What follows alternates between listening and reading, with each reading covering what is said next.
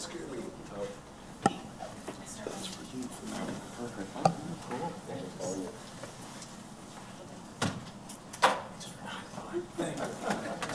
I had to pick up an abbreviated Zoom. I'd like to Do the real thing. do the real thing. Okay, I'm all for it. Are we all ready? Madam President? Yes.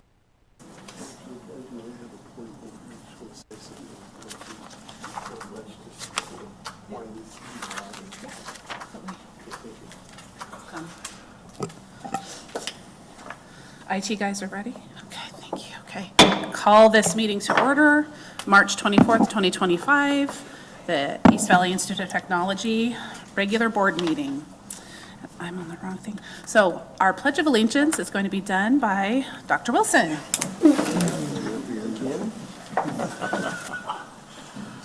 Pledge allegiance to the flag of the United States of America and to the republic for which it stands, one nation, under God, indivisible, with liberty and justice for all. You did a great job. Thank you so much. Mr. Watkins said again. The microphone's on, Mr. Watkins. Madam President? Yes. May I say something? Yes. David and I went to the conference, and I brought some of you a present like this to be put on your car and be proud of technical education. I think all the board members have one. Mr. Lane, did you get one at the? Probably, I opportunity, don't okay. recall. No, I wouldn't want to he teach has out. one already. Okay. Just wanna show- And also, that blue folder there is what we gave to all the legislators. Most of it's about EVIT, so that's all we talked about. And then we said, here's the information from ACTE. Less the edibles. Oh, geez. What? Different kind of Let's edible. specify exactly what we're talking about. No, what's for them?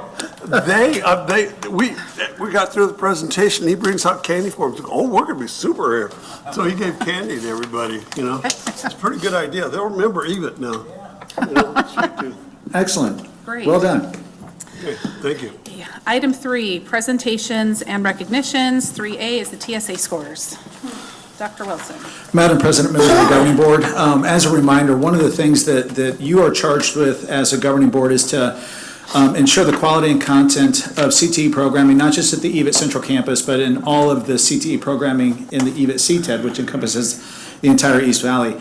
And there's a lot of different pieces that go into that. And I've been a big proponent from the get-go of saying there's not one singular artifact that would identify quality in a program. I think it's a combination, a compilation of a lot of different artifacts, right? If you see enough success in enough different areas, you can draw the conclusion that the program is having success. And conversely, if you don't, then you raise questions as to whether, how can we make that program improve? One of the areas that we are taking a look at and that you approved us taking a look at is the TSA scores.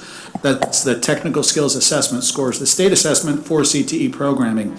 I will be the first to admit, and I said the last time, that the TSA in and of itself is not a singular indicator that would measure either absolute success or troubled waters of any program, both central campus program or programming or satellite campus programming, but it is one indicator. And so 2 meetings ago, Nicole was here and she was going to do a data presentation on the TSA scores for both EVIT Central Campus as well as satellite campuses. And then there were some issues that we came across that we wanted to correct and make sure that when we brought it back to you that we had the data correct and could have a presentation that actually made sense. So Nicole is here tonight, again, just fresh off her trip from Australia, to present to you the TSA scores for both the central and satellite programming. Nicole? Good evening, Madam President and members of the board. Thank you for allowing me to present before you again. And this time will go much more smoothly. So I wanted to give a sense, before we get into the nitty-gritty of the, and I have a cold, so please forgive me. Before we get into the nitty-gritty of some of the district details, I wanted to give some context, some information about process, procedure, that kind of thing, so that we understand everyone how we got to the place that we are. So this TSA presentation is a part of the broader EVIT performance measure process. And so we began with retention. We began with that very specifically because we want to know, all right, here we have students entering a program. How well are we doing? How many of these students are managing to complete the program, to get certified, to pass their TSA? So everything is within the context of retention. And so now today we're going to talk about TSA. Eventually we're going to talk about certs, and then finally about placement. And so this process, the sending districts and Drs. Wilson and Doolin have been having conversations about how to proceed, what the criteria are, those types of things for approximately a year and a half, or maybe 2 years at this point.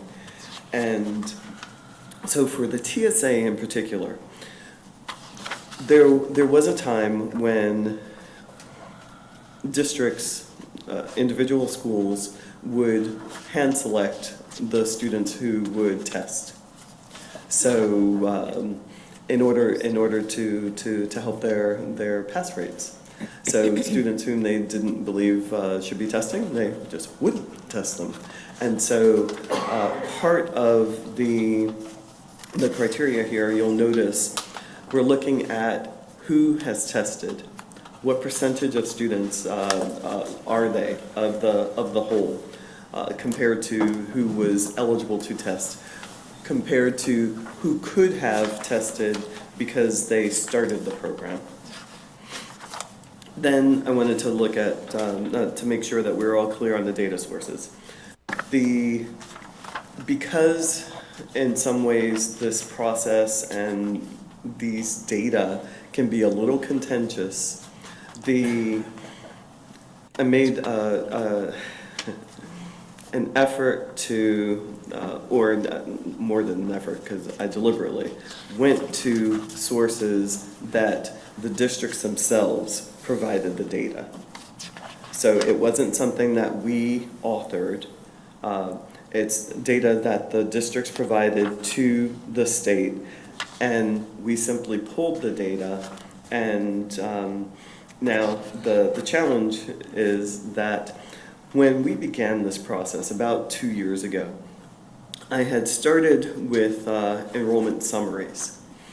But we wanted to get a longitudinal perspective on the data, and we were looking at initially about maybe 4 years, 4 or 5 years, and the enrollment summaries, which do have more, I'm going to ask you to forgive me as I sniff my way through this presentation. The enrollment summaries, it breaks down the data by term, but it didn't go back far enough. So I restarted and went to enrollment head counts. And so the challenge with the enrollment head count, and this is some of the feedback that I've been receiving from the districts, is that the enrollment head count doesn't break down the data by term. It looks at the full year, and then it we see, so if students come and go throughout the year, they take essentially an average throughout the year. Pardon me. And so just have that, please, in the back of your mind as one of the points where districts may say, well, if in the fall we had this many and in the spring we had that many, then really only the smaller number of students could have tested. While that is true, within the holistic sense of how well the program is performing, we are also concerned about those who did not complete. We are also concerned about why, or looking at trends as to there are these many students who seem to be leaving these programs. so that we can address that as well. The CTE, the technical assessments, their site, the site that CTE builds, I was able to grab data from there, and it's the same reports that I can get are the reports that the districts can get, and I'm being very deliberate about this so that we're clear that this is shared data. And then there's a report that I used that is not on the site, but that ADE sent to CTE directors, and it had state averages on it, because I know some people are like, where did you get that information? I'm like, we were all sent that information. So that's something that I was able to use. Pardon me. Then in terms of the data prep, and transformation is just a data analytics term that, you know, when you're looking at data that comes in different formats, it has to be massaged sometimes in order to get it to so that you can analyze it. And so some of the things that we did. So this first one, the number of students enrolled in the completed course. So this number is the same number that you saw however many months ago. I think it was December was the first time that we had gone through this, and that the districts had seen this information and agreed to it, said, yes, we understand. So that's the same number that I used here as well. And it's the number of students in the completing course. So what that means is that if you have a 2-course series or a 3-course series, sometimes what we see is that, particularly in the 3-course series, students will get to course number 2 and never get to course number 3, or only a very small percentage of them would get to course number 3. Well, it's course number 3 that allows them to complete the program. And so that's what we're looking at. The TSA student count, that's just a simple, how many people took the test? And we're looking at AY academic year 2024. The percentage of students tested. The math for all of this is, it couldn't get more simple. It's the number of people who tested versus the number of people in the, divided by the number of people in the completing course. That's how that's determined. The TSA pass rate, the number of people who passed versus, or not versus, divided by the number of people who tested, and then the adjusted TSA pass rate. Now this is one where, again, there are some, the numbers look a little weird sometimes for this, and I'll explain a little bit more in that it's the percentage of students, of testing students, times the pass rate. So said differently, if you have 9 students test and all 9 get pass, then woohoo, that's 100% pass rate. Except maybe there are actually 10 students in the class. So now we're looking at a 90% because that's the adjusted rate. Okay? Alrighty. So. Can I ask, yes, Nicole, sir. I'm sorry, can I ask a clarifying question, just in my mind? So you use the 2-sequence course or 3-sequence course for a program, right? So if it's a 2-sequenced program, meaning they completed the second, at the end of the second year, the students that we're counting in the denominator for the analysis are those students that started the second year, correct? Same thing for a 3rd sequence. If it's the completer, we're using the denominator is the students that start the year of the completion of the sequence. Is that correct? Yes, sir. And you applied that not only to the satellites, but to the central campus as well? Yes. Okay. Yes. Okay, thanks. So internally, and thank you for the question. It's a great question. Internally, EVIT was looking at, because our courses are longer. They're 2.5 hours generally. We do have some 4-hour, but so in the 2.5 hours, you can get students can get much further in their program.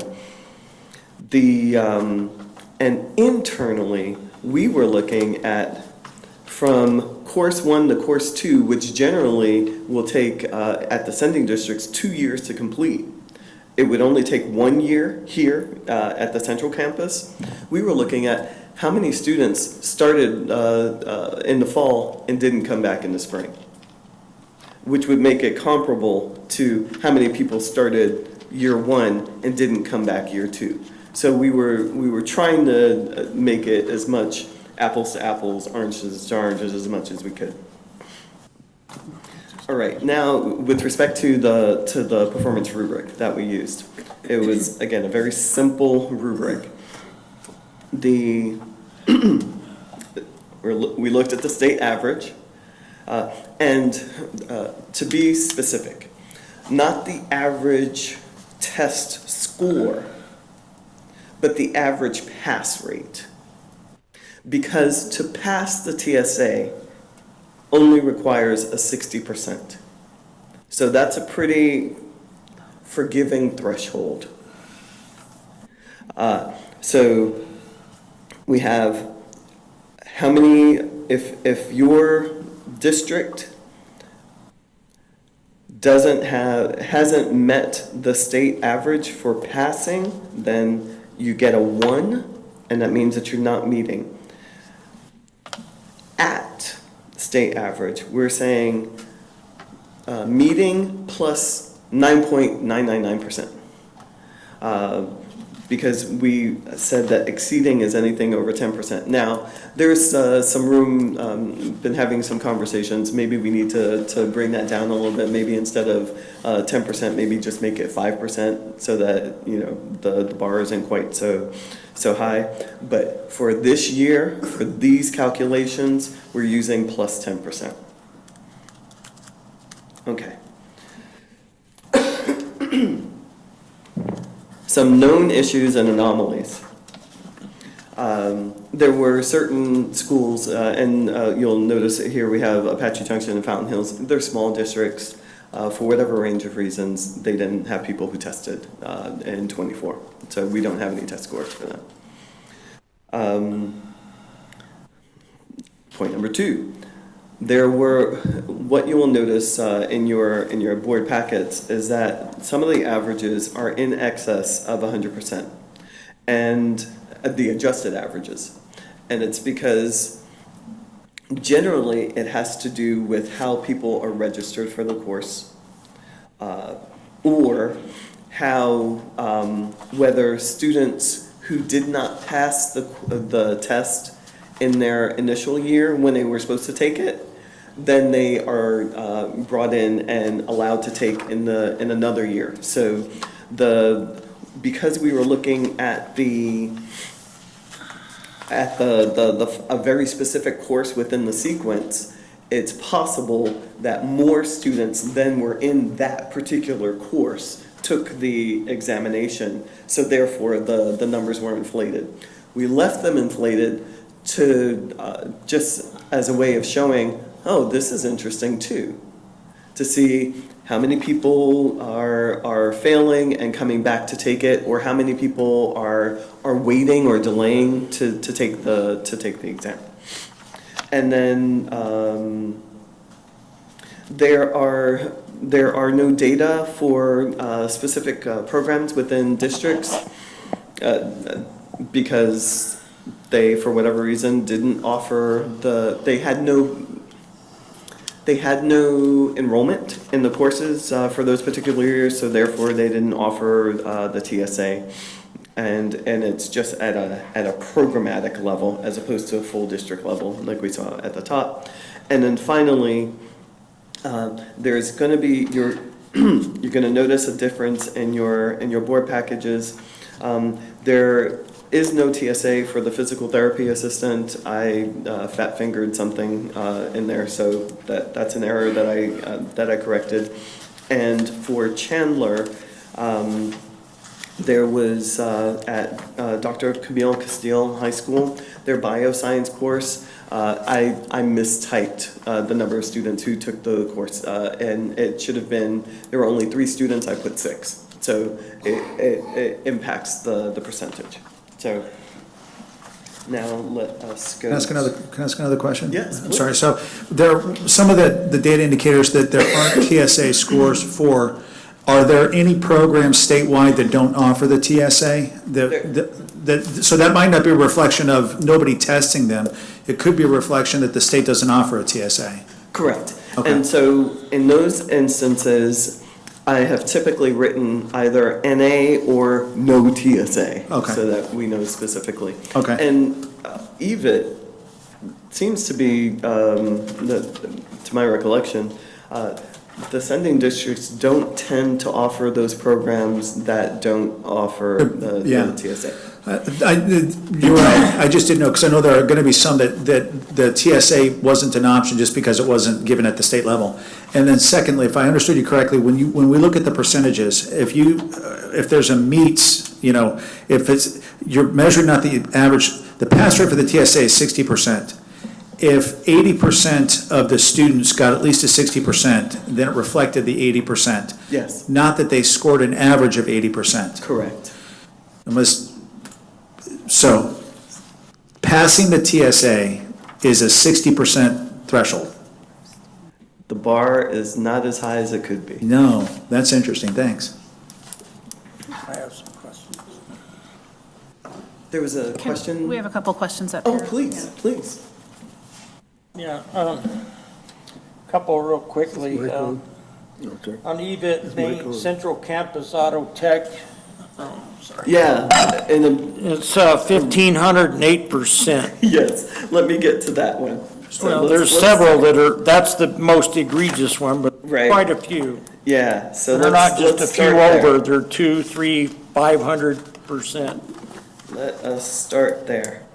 And so that was precisely what I was talking about. So for automotive, I'm trying to recall, I think we had the conversation as part of one of the governing board meetings, but please forgive me if this conversation occurred in my head and not here.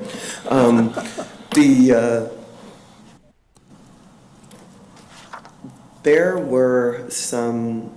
are ways that courses are coded. They use SIP codes. SIP is CIP, it's Classification Index of Programs. And sorry, I'm laughing because I come from, my background is higher ed. Coming to a place that where secondary ed is such a big thing, I found it really amazing how frequently the state government changed the zip codes. At the federal level, they change it once every 10 years. ADE was changing it every year. So things get a little interesting. And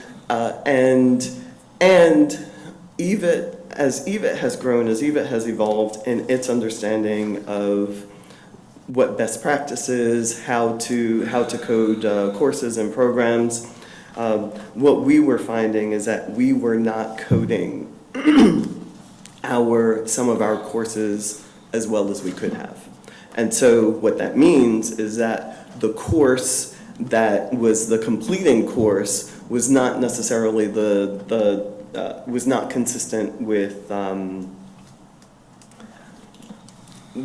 how we might have expected to see it, or that we had students taking and retaking the same course under the same zip code. Internally, we had different numbers for the course, but when reporting to ADE, we're using the same zip code over and over again. So it was a duplication. Right. It's something that we are no longer doing, but looking back at our previous information, we see crazy numbers like this because our courses weren't coded correctly. So, Nicole, can you just say that again, but maybe a bit differently, so, because I Sure. didn't quite understand it. sure.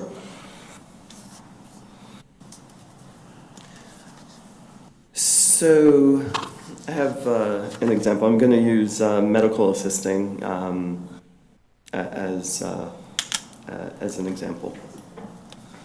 So,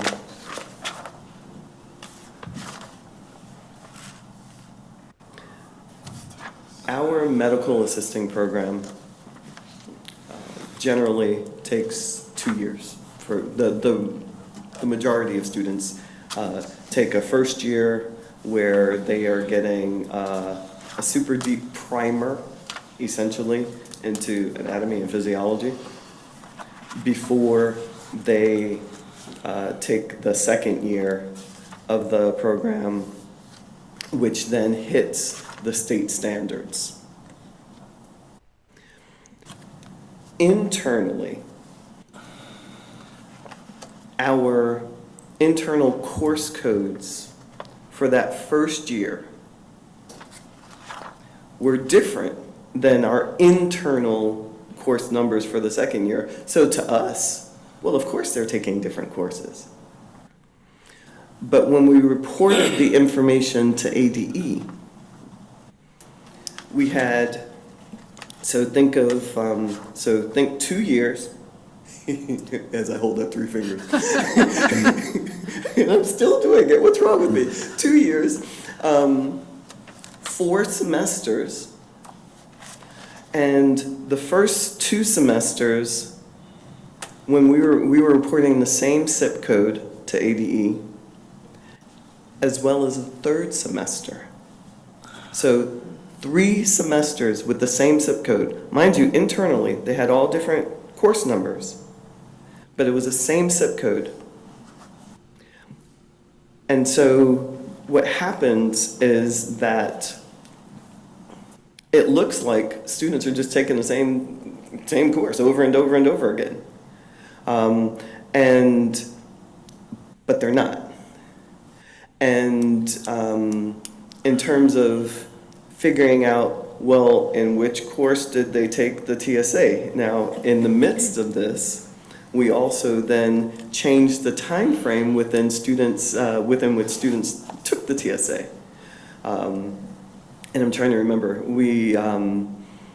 I think we went from delaying to the second year to having it in the first, or the opposite. And forgive me, I'm sorry, I should know this, but I don't remember. But we switched when students were taking the TSA. So all of those factors together combined to create a 1,500 percentage where you're like, how is that even possible? Well, what happens is that you have only 100 students in the appropriate zip code for the TSA, but 300 students in that are taking the exam. Okay. That's crazy. I know that's incredibly confusing. No, I get it. How are you gonna, what mechanism have we put in place to fix it? I mean, is that something on our end that we can fix? Yes, Is ADE aware and what's you know, going on thank God there? for Dr. Stephanie Firmer. She came in, and so when I had first gotten here as well, there was a misunderstanding. The very language that people used conveyed to me that there was a misunderstanding between course and program. People spoke about programs as if they were courses, and they are not. And that is what influenced some of the way that we coded our courses. I saw it, Stephanie saw it, and she really did an amazing job of working with the deans, with the different programs to help them understand a program is distinct from a course. Course is a component of a program, and we need to assign. SIP codes matter. how we report things matter. I know that internally things look things look good, but there's a broader context here. And so it took 2 years. So this year, much of that is cleaned up. Next year, everything will be cleaned up. Next year, we won't have any kind of repetition like this at all.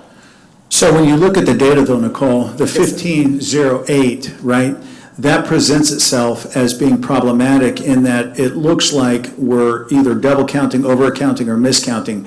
But what assurance do you have that the data that says that our auto instructors exceeded the TSA scores, what can you say that would give validity to that? So, actually, that's a great question as well. And it's, I think, in an effort to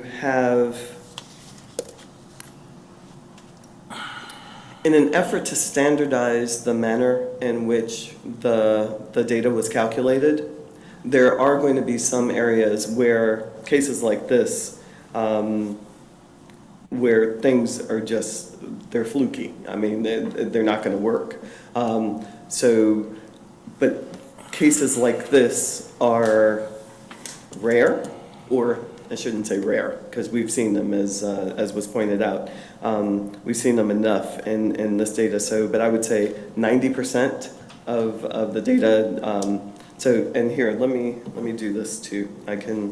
I'll share with you so that we see the specific. One second.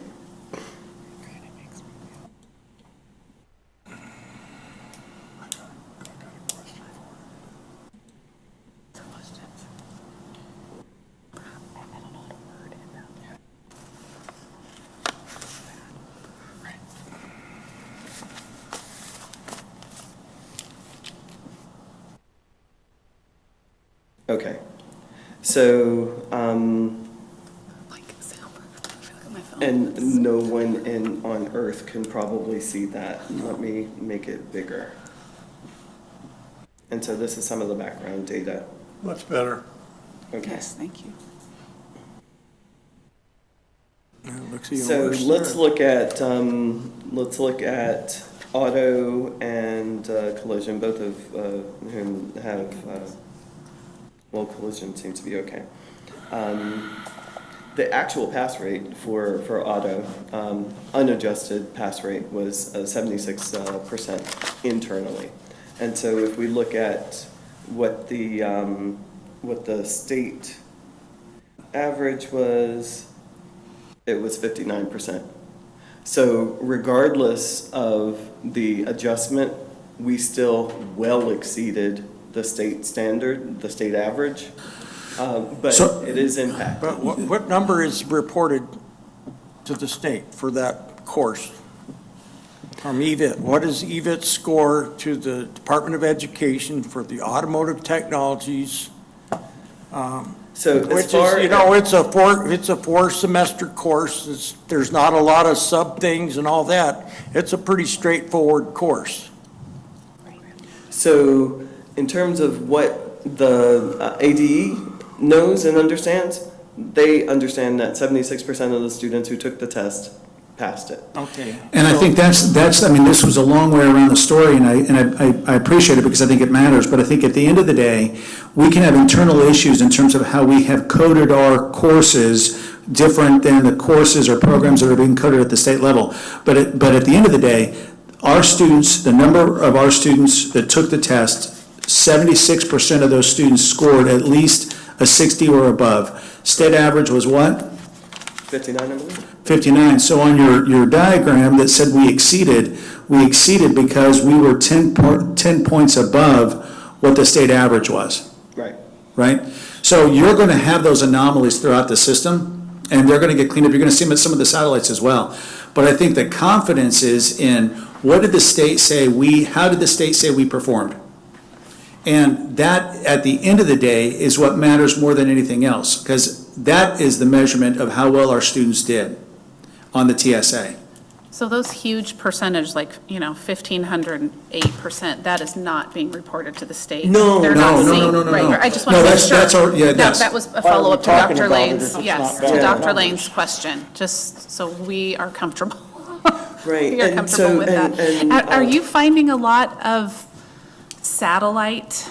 Can you see their coding? Are they having the same coding issues? Only in the they engineering. have different issues sometimes. They have Okay. different issues. Well, is that part of the problem for you, having to decode each code for each district? No, Okay. no.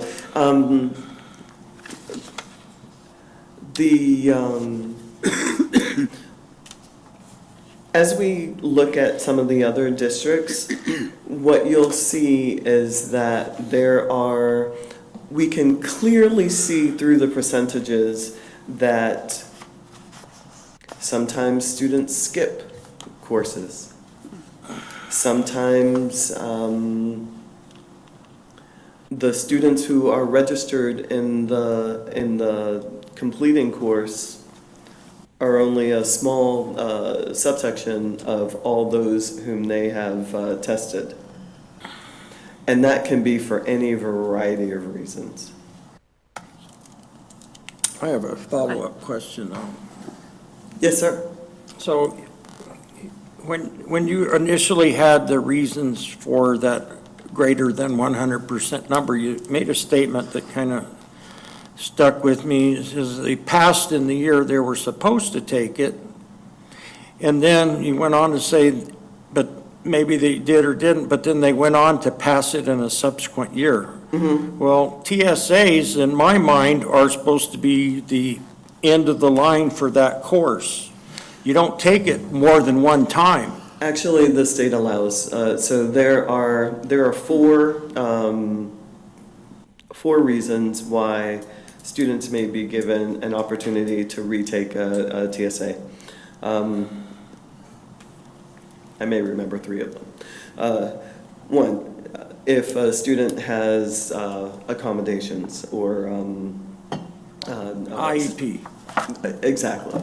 So if a student has an IEP, that student can take the test multiple times, both in the initial 8-year that the student is in the program, as well as any subsequent years that the student is enrolled in the program. Two, students who are not on IEPs, they can retake the TSA if they fail it the first year and they return to enroll, to continue enrollment in the program, they can retake it. Yes, sir. Why are we testing in the first year? That shouldn't even be, because the first year is half of the course. Yeah, so I The course is think- 2 years, and I'm just positive the state didn't intend for kids to take it every year and build up their score. Yeah, Because that invalidates the whole test. I would bet you the $2 I have in my pocket that our students are taking it every single year to build up their ability to pass the test. I think what we will see in our automotive program is because our students wind up getting through the automotive sequence, I think early on in the second year, Yes. that we have them test at that point.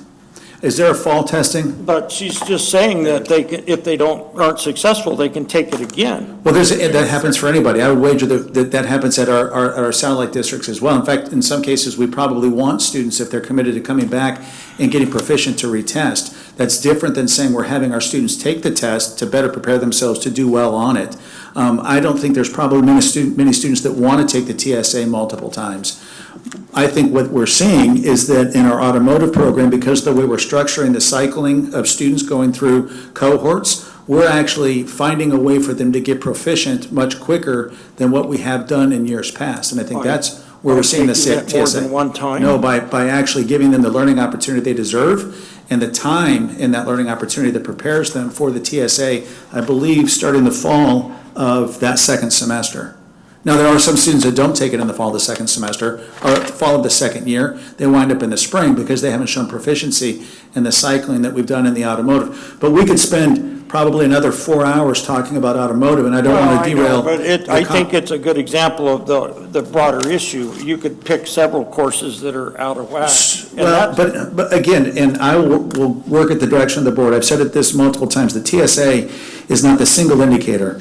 But I think Nicole is going to present data and has data that will indicate that at the central campus, there are some of our programs that are doing exceptionally well, and there are some of our programs that, according to the TSA, we need to do better. You will see that at the satellites as well.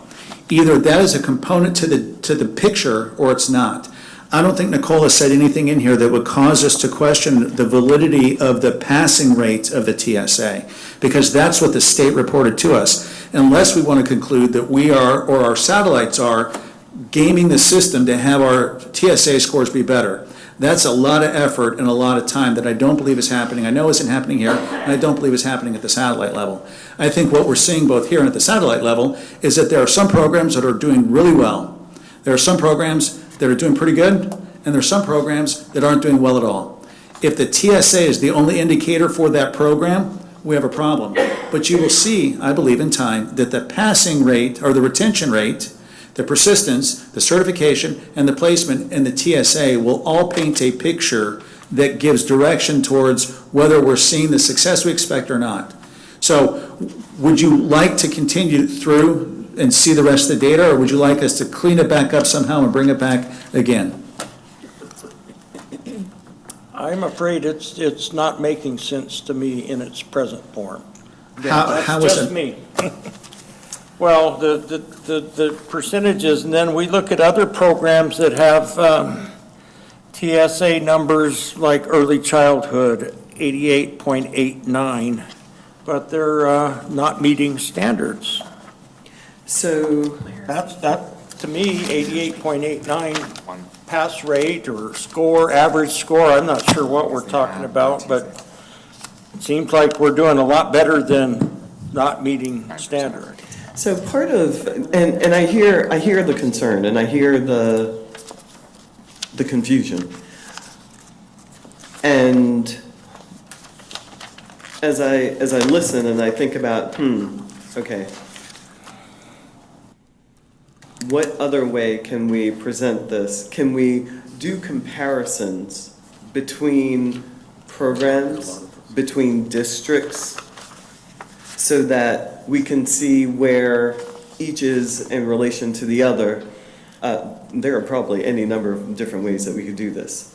So the part of this, and maybe, so here, let me see if I can explain this. Part of this performance, these performance measures,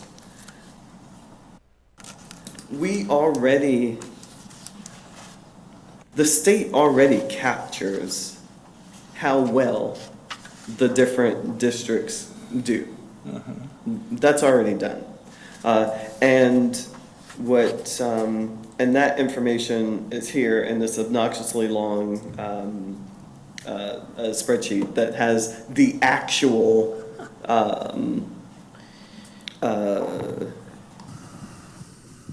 pass rates. So, And probably what I should have done was include the actual pass rate instead of just the adjusted pass rate on there, so that everyone could see that. Because the point of the adjusted pass rate was to help with the rubric and the performance indicators. How are schools and districts doing in comparison to one another? That was the point of that. But Hey, Nicole. if the way it's being presented is confusing, then yeah. we So, need to go We back have to a the drawing couple, we have a board. couple questions up here. Please, Okay. please. Go ahead, Dr. Wilson. So, I think you have done a fantastic job. I do, and I appreciate, but I think it is, right now, we're at a point in which I think there's so much confusion that it probably is not going to do us any good to keep the point. We're belaboring the point. We're attempting to use the data and to paint a picture, and I would welcome any suggestion from you all that would help us be able to do that in a way that would meet your need. What I won't do and don't want to do is to walk away from the TSA, because it is a data point that matters. But I do think there are variables that are beyond the control of what we can control that need to be adjusted and understood in order for the data to make sense. We could have very easily had the number on the automotive not reflect 1582 or whatever it was. But if we're going to be consistent in the methodology, you're going to have anomalies like that. That's the problem with the methodology. So I will welcome any suggestion you all can give, and then we will ask Nicole to take that suggestion, and we will come back and present it again. And that next time, we're going to have it be a much more concise presentation, because this did not go well. But part of my frustration is that we've got to be willing to look at the data and accept the data, whether the satellite or the central campus. That's the crux of the issue. Is that fair? Yeah. Yes, and So, I think we probably could go Why don't we one just by go down the one, line? Let's just what go we're down all the line. thinking. So if I may. Yes, The please. TSA is one ingredient in the cookie recipe. Yes. Okay? Then you have the persistence is another ingredient of the cookie recipe. Yes. In this case, I'm hungry, so I'm using cookies. And you have all these elements that are the rest, the ingredients. May I suggest, at least board members, feel free to jump in if you feel like this is not what it should be. Let's have the recipe, let's have the ingredients, and then we have the TSA, we have the persistence, we have the different elements that we look at, and we have our programs, we have our satellites, and we have our central campuses. And I think if I'm understanding correctly, what I'd like to see are, how are we doing in automotive at the central campus for TSA? How are we doing in persistence at the central campus for automotive? How are we looking at these different ingredients at our campus alone compared to the state? Just like we do when we have mandated assessments, state Gotcha. assessments, okay? We compare where we are at that point in time with how they're doing against other students on the national level. We don't have that here. And then what we look at then is we have our EVIT, okay? We have the state, and then we have our satellites, and we have our ingredients, and we look at how they're doing, and then we also have another comparison of EVIT central campuses versus the various satellites, and then the itemized programs with each of the ingredients in the cookie recipe. Great. Now, I May realize. I restate to make sure that I follow? Absolutely. So what I'm hearing is that, Nicole, you've made this more complex than it needs to be. And But it that is complex. I That's the recognize nature that. of this. And And I that we understand. can, if you show the different elements distinctly, then it would be easier to read and decipher and ingest. And so that's what I'm getting. That is Am I- exactly what I'm saying. Okay. You have your program, you have the pieces of the picture, you have the TSA, the persistence, and the other ingredients. We look at it at a holistic element from EVIT Central Campus, okay? And then we itemize each program, okay? And then we look at it from the sending districts and their school program, and then we take a comparison of all of the, this would be a nightmare as well, but what I'm saying is, then you take the EVIT Central Campus and you focus it onto the sending district's campus, and then we look at automotive, Castile, Chandler, Central Campus, Mesa, blah, blah, blah. So you can go in 8,000 different directions with this, and you will have 8,000 pounds of confusion.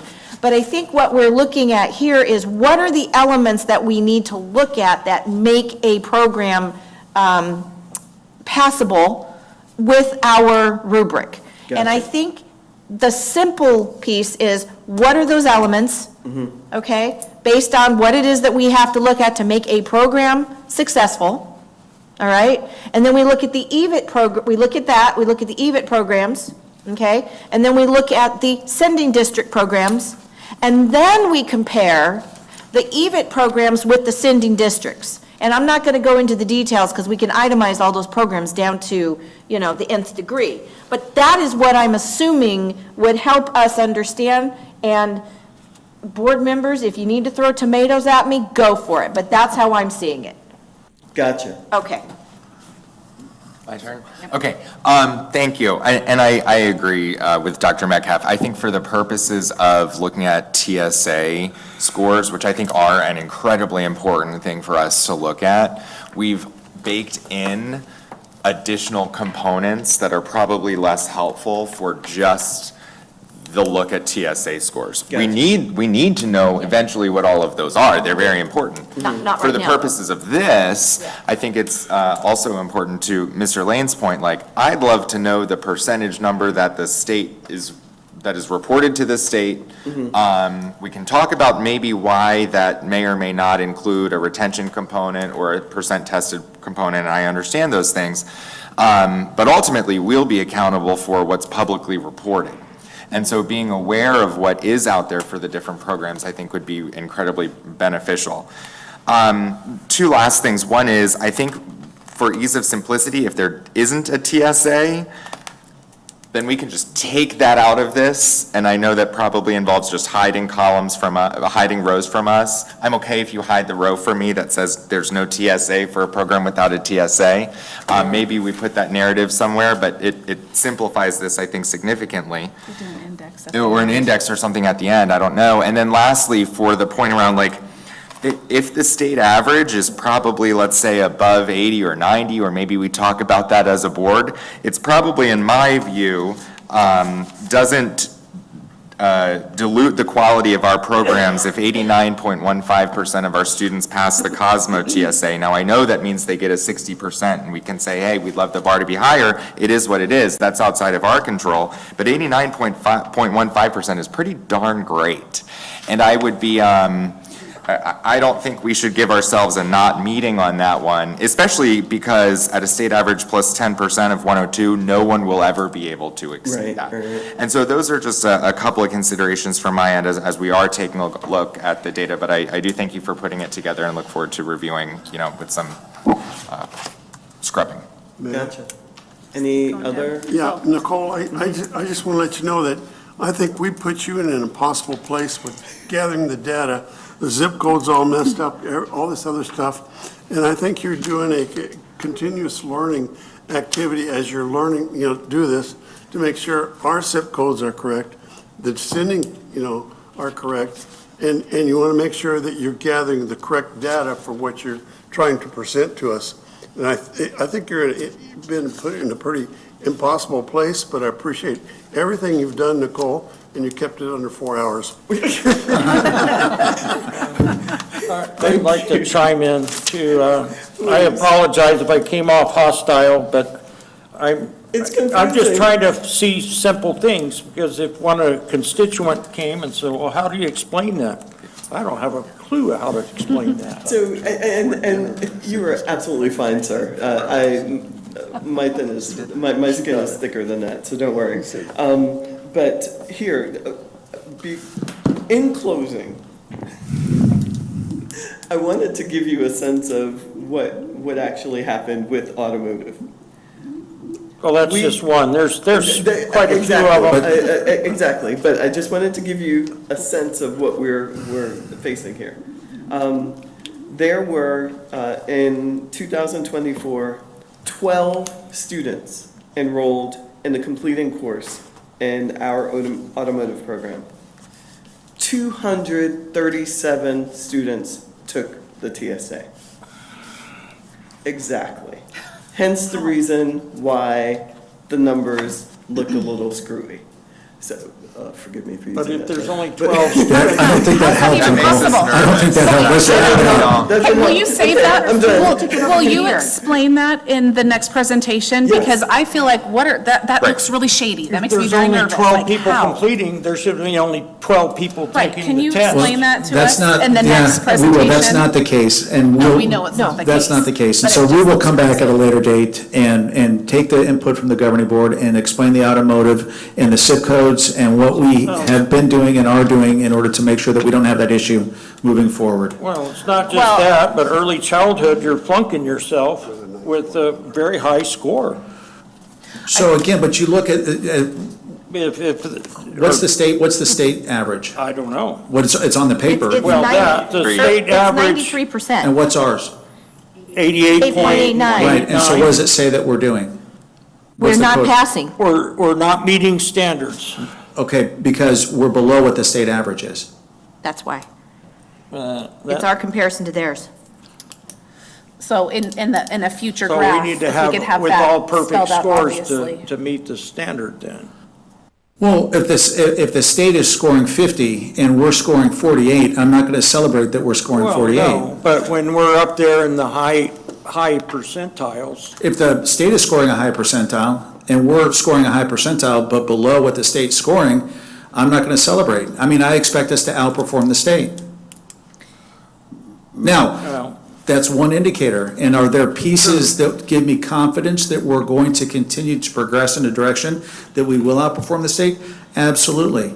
But when I speak about EVIT, I speak about not just central campus, but satellite outpacing the state. That's who we are. So we will get there, but if the state's scoring a 90 and we're scoring an 88, we've got work to do, because I expect us to do better than the state. On that element, because there's other elements. And so, like we're saying, there's a lot of different ways you can take this, and thank you for doing this. This is a lot of work, I get it. But I think, I agree with Dr. Wilson, we may not be on the TSA, but we are with persistence. We are with enrollment. We are with these other pieces. So when we look at that line item or that program, what are we going to do to fix the program? We fix the TSAs, because that piece of the recipe is not making it taste good. Exactly. I mean, you look, auto's a great example. We've always had large number of students in auto, but over the years, we've not done as well on the TSA or certification as we would like to. We adjusted the way auto's structured now, and as you saw, I think 2 meetings ago from Mr. Middleton, 80-some% of our second-year students have completed all of their certifications. You never would have had that 2 years ago. So when we talk about certifications this time next year in auto, we will be doing better than we've ever done before. That is the direction. You talk about progressive improvement. We're never going to be happy until we are exceeding the expectation, until we are the ones that are setting the pace. That doesn't mean we're not doing good things. We are. But we will always have room to get better.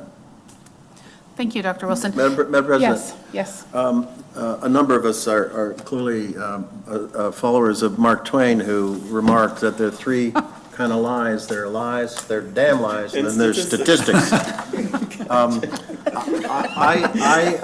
In fairness to Nicole, I don't understand a whole lot of this. It's really important that we understand it. I recognize you've done an enormous amount of work, but you're talking to people who, not those folks, but some of us are intellectual midgets. And I would suggest that we maybe have a working session and drag you in for 4 hours of long Saturday or something to help us understand this, because I really think this is really important, and particularly as we begin negotiating with sending districts, because there are going to be differences. And we probably, as board members, should have to account for that. I'm sorry for picking on you. And then one more thing, if I may. Good, bad, not so good. Because your average constituent's not going to understand this, but if they see green, yellow, and red on those programs that are not doing well in red, those that are kind of getting there in yellow, and those that are green, which you've already done here, your average Joe is going to say, well, how's EVIT doing? And we can say, lots of green, not so much yet red and yellow. And that is where we end up having to take it down to those who end up questioning us on this, and because they probably won't understand that anyway, and I'm not trying to be mean, we can say we have 90% green, 10% or 5% yellow, and 5% red. And that becomes kind of the boiled down version that we would need to communicate back to our districts. Makes sense, makes sense. Any other comments, questions, concerns? I Thank you. appreciate the discussion. Thank you, Nicole. That was really in-depth, and I'm sorry we really put you through the ringer there, but I would like to request, Dr. Wilson, that we do a study session more in-depth where we can have much more discussion and go back and forth like this. Sure. And I will classify myself as an intellectual midget on those statistics. That was. I said this that end. was- Come on, I said this end. I am going to say, I need more Gotta be time, and balanced. I need more information, and I always like to say, dumb it down for a 5-year-old. If I can explain it to one of my kids, I know I understand. It's fascinating. It's fascinating, but most of us, I get it, but most of the other world, there are people that just won't. But thank you very much. It's Nicole? when you work in that industry, it's your language, it's what you do, and when you don't, it's a whole new vocabulary and a new world. So, thank you. Well, Nicole, you made it through 2 rounds. Hopefully you'll get through a The third one. third is going to be magic. Third will be The third's better. going to be magic. I'd like to request food at that meeting. Food, yes. All right, let's Like you get to coming back. something that is very easy. Minutes, item 4, minutes. Do I have a motion for regular meeting minutes from March 10th, 2025? I'll move that we approve the minutes for the March 10th meeting. I have a question about the minutes. It Yes. says that Mr. Covington moved for adjournment. I thought I was the one who moved for adjournment. No, you didn't. I think you guys can rock, paper, scissors it out, but I trust Tammy. Call the question. I had a second. Oh, second, sorry. We got a second, you guys, okay. Okay, discussion over. Please call a vote by acclamation. All those in favor, please say aye. Aye. Anyone opposed? I abstain. One abstention. One abstention. Motion carries. Thank you. Item 5, call to the public. Dr. Wilson? No, ma'am. I think so, thank you. All right, item 6, consent agenda. Do I Madam have a President, motion? may I make a motion to approve A through E consecutively? As, Is that your motion? that's a motion. It's a motion. Second. Okay. Any discussion? Question?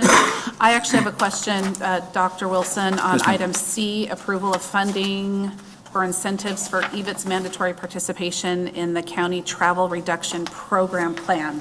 Now, I Yes. know that's not a new, it's not a new plan. Is it new to EVIT? No, ma'am, it's not. Actually, I'll ask Ms. Perez if you'd like that. Just to repeat. Everybody. Good evening, Madam President, members of the board. This is not a new plan, but as if you recalled, when we had the internal audit, not the internal audit, the audit from the Auditor General, and they made recommendations that we bring before the board for approval, any items that were in relationship to meals and such. So this is more of an abundance of, being overly concerned. We want to make sure that we bring for you, in front of you for approval, any items that we would be giving to the employees. So the maximum amount is listed on there, and it would be in drawings for the employees that participate in the trip reduction program. Thank you. I appreciate that explanation. Any other questions? Okay, call the vote by acclamation, please. All those in favor, please say aye. Aye. Any opposed? Motion carries. Thank you. Item 7, personnel. Do I have a motion? Madam President, I make a motion to accept item 7A, personnel.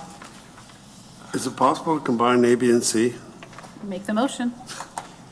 Move a substitute motion to affirm items 7A through C. Second. All right. Any discussion? Or Dr. Wilson, is there anything? Madam President, members of the governing board, just a point of clarification. Item C, job description for new position, the veterinary tech program director and instructor. As we grow out our associate program, the next one up is technologies, veterinary technologies. We are required to have a director that oversees that program. We have some of our adult programs that are overseen by both high school. We have deans that oversee both high school and adult. Of the programs are the same, so adult welding, high school welding. The vet tech is not going to be a high school program, and so this will be a separate position. This individual will also be responsible for somewhat partial teaching as well. The goal through our associate program is that the program pays for itself. So on our high school only positions, our administrative positions, those are paid for through the ADM generated through enrollment. Our adult program, the associate, will pay for it generated through tuition payment of the student, not through dollars that we get from the state through ADM. That makes sense. Yeah, questions. So that was one of my questions. I appreciate you answering about it paying for itself. is that how, like our RN and our surge tech adult programs, are they paying for their admin positions? Is that Yes, true for them? yes. So going back to the audit through the Auditor General, one of the recommendations which we agreed with is that our adult education programs should pay for themselves, and that's always the structure in place. We recognize, though, that when we start a new program, the first year, it may not pay for itself because you have to grow the enrollment in order for, so we acknowledge that there may be a year or two in which the offset is paid out of other adult ed funding, not through the ADM captured, but ultimately the program will be paid for by revenue generated through tuition. Thank you. Dr. Wilson, I know you like to bring the people that have been here up and stuff like this, and I notice that you have to have a really good education, doctor of veterinary medicine for this. Is there a person on campus that may be able to fill this role? You don't have to name any names, just say yes or no, and that's all I need to know. No, I don't believe that there is. Yeah, that's what I thought. Can I go back to asking you just about that, kind of what I really want to talk about is the growth of administrative jobs. We've talked about this before from up here, and I understand growth requires more jobs, but how are we tracking our admin growth versus our teaching growth? And in terms of, I guess I'm always looking at it as a return on investment Right. type point of view. So it's a very muddy question to you, but how are we paying attention to our admin growth? Sure. Versus we're talking about having kind of student, sort of a flat line. Right. So kind of talk me through kind of the Sure. vision of the next couple of years and how we're not going to just become super overly Overhead. admin bloated. That's a fair question. So part of the way that we always monitor our administrative expenses is every year when we provide kind of that cost analysis of dollars that went into the classroom, dollars that went into support, dollars that went into administration.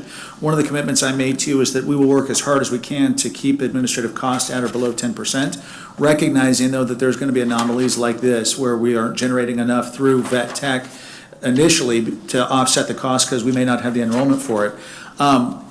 With all of the positions, whether it be administrative or instruction, part of what we do is we take a look at if we have a position that becomes vacated, can we not refill that position and cover take the coverage and spread it out elsewhere? And so you'll see as our contracts come back, there will be some positions that individuals aren't returning, that we won't fill those positions back. And then we will take those responsibilities and disperse them elsewhere.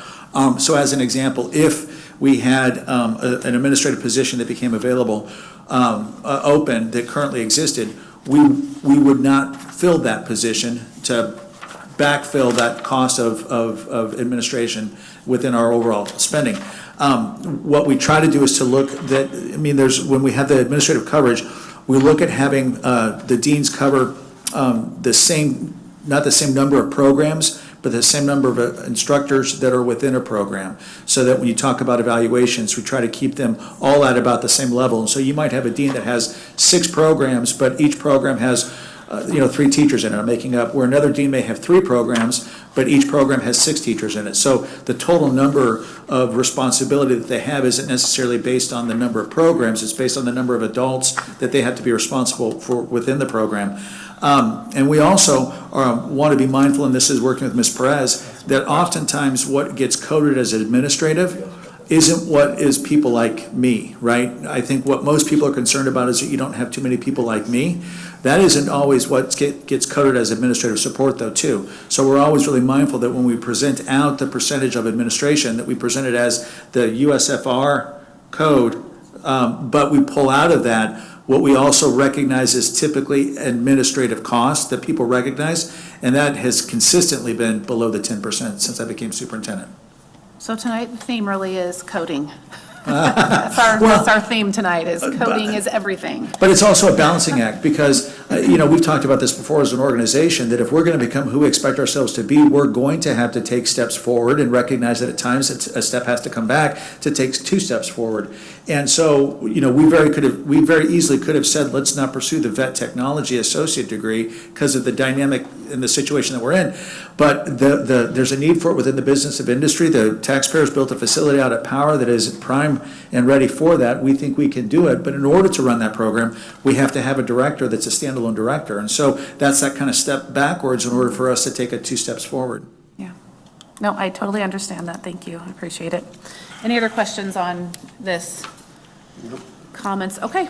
Call for a vote, please. All those in favor, please say aye. Aye. Anyone opposed? Motion carries. Thank you. Item 8, action items. Do I have a motion to approve item 8A? Move the policy approval revision? of item 8A. I'll second it. Any discussion? This is just a second read, so we are voting to approve this tonight. Okay, please call the vote.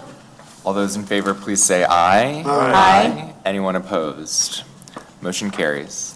Thank you. Item B, GMP 9.2 contract, central plant rebuild. Move the approval of item 8B. Second.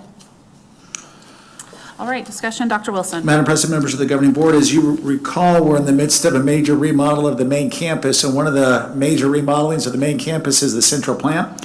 We phased the central plant remodel into 3 different phases: the early procurement, then the piping in the underground that you're seeing, and then finally the installation. The early procurement was so we could get the material here in time for the installation. What we're bringing to you tonight is the 3rd phase of the actual GMP for the central plant. We've done phase 1 and phase 2.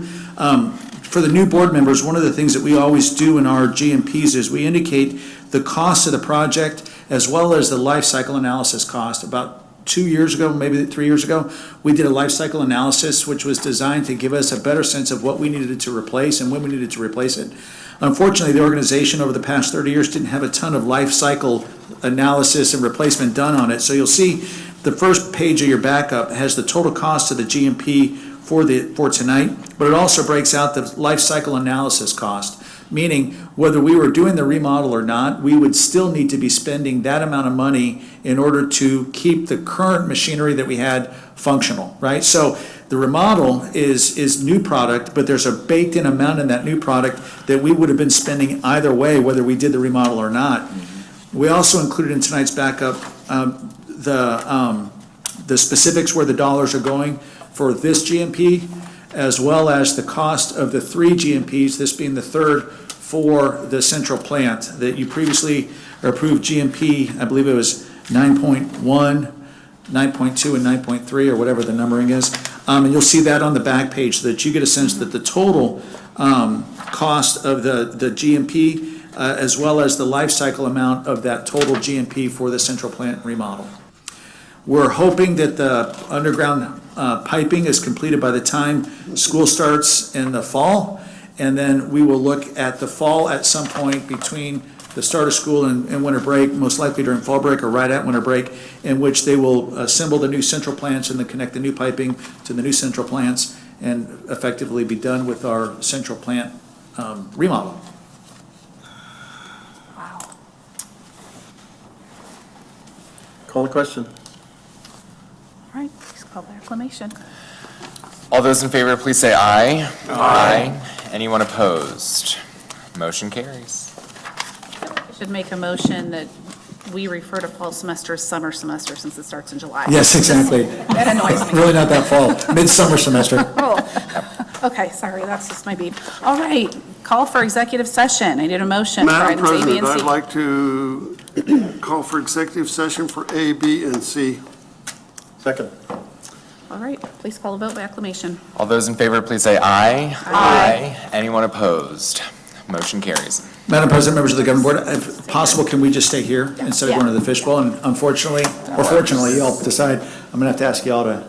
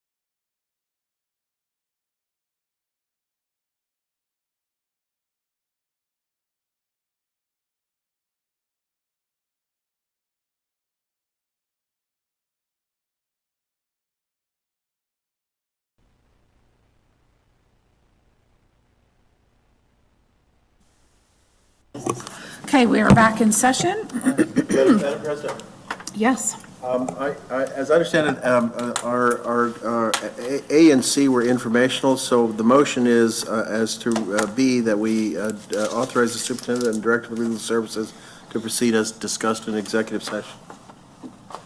I'll second that. All right. Please call for a vote by acclamation. All those in favor, please say aye. Aye. Anyone opposed? Motion carries. Awesome. Item 11, sorry.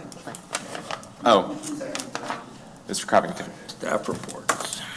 Awesome. Item You 11, seconded. staff reports. I did. Dr. Wilson. Madam President, members of the governing board, just a couple of things. Reminder, next Monday, EVIT is hosting the East Valley School Board Consortium dinner. I'm hoping that some or all of you can attend. On that agenda, we'll have one of our lobbyists kind of give an update on what's occurring, as well as Ms. Perez is going to kind of do that CTE funding 101 that is always needed. So, I mean, CTE funding is different than regular funding. And so those are two items that we have on the agenda. So if you're available, please feel free to come. It's actually a really good event, and especially since it's being held here. Second, it's 6 weeks out, but before you know it, we're going to be at completion. And so our completion ceremony this year is moved to Salt River Fields, and we have 3 nights instead of 2 because we're growing. Tammy has the dates. If she hasn't gotten them to you, she'll get them to you. But if you haven't been to our completion ceremonies, I would encourage you to try to attend one or all of them. It's really an amazing experience to see kids from the whole East Valley all celebrating the work that they've accomplished. I've been to hundreds of high school graduations, and this by far is uniquely different in a special way. And so I would encourage you, if you haven't, to please do that. And then third and final thing, tomorrow, we're going to have a TSA Data 101 tutorial. If anybody would like, just kidding, we're not doing that. I'm like, what? Madam President, that's all I have. Tomorrow? Tomorrow night. 8:07 PM to get 24 hours. Madam President, that's all I have. Thank you. What time I on would- Monday? 6. Okay, that's very important. And there's dinner. There is dinner, yes, ma'am. So I would love to have every board member have an experience of being at the graduation, especially since there's 3 nights. If we could divvy it up. Yeah, absolutely. I think that's really great. It really is amazing experience, but it's going to be hot, so kind of everyone can suffer a little bit, Yeah. but no one has to do it too much. Yeah.